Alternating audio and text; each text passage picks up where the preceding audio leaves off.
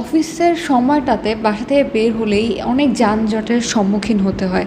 তখন আমি একটা বিষয়ে যানজটে বসে থেকেই ভেবেছিলাম যে বাস চালকরা তীব্র গরমের সময় অথবা দুপুর থেকেই কিন্তু আমাদের দেশে আবহাওয়া অনুযায়ী রোদ পড়া শুরু করে।